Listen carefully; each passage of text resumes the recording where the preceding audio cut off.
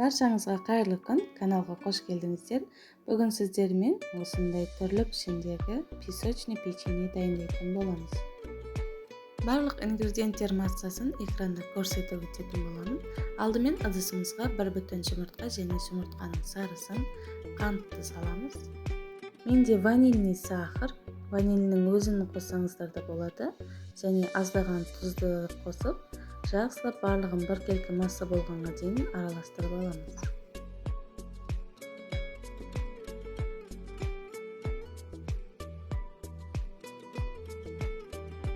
Енді сұйық майымызды қосып, тағы бір рет жақсылап араластырып аламыз.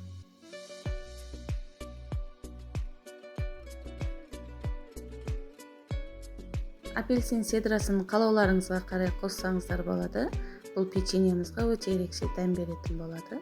Ал енді ұнымызды, разрыхлитель барлығын салып, осылай біркелкі масса болғанға дейін тағы бір рет араластырып аламыз.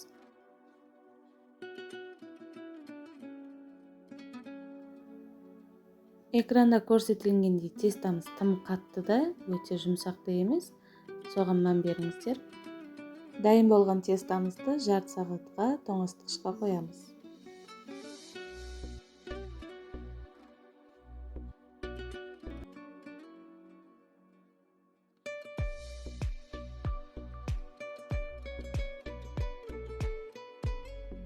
Ал енді тестамызды осылай біркелкі етіп, жақсылап жайып, менде осындай әртүрлі формалар бар. Осылармен печеньемізға форма беріп шығамыз.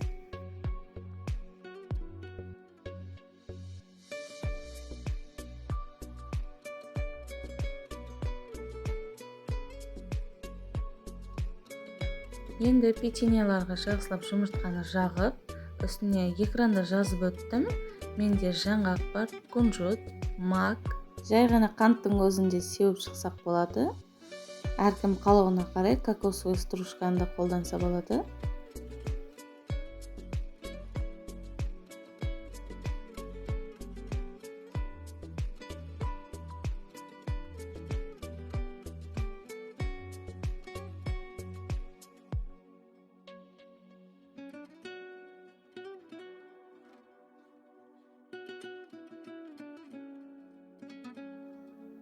Печеньеларымыз дайын. Енді 180 градуста 15-20 минут пісіріп аламыз. Печеньеларды дайын болды. Мына өте әдемі дастарханның көркі болады. Үлкенге де кішіге де бірдей ұнайтын печенье, өте үгітіліп тұратын. Дайындап көріңіздер осы рецептпен. Видео соңында лайк басып, каналға тіркелуді ұмытпаймыз. Келесі видеоға дейін сау болыңыздар.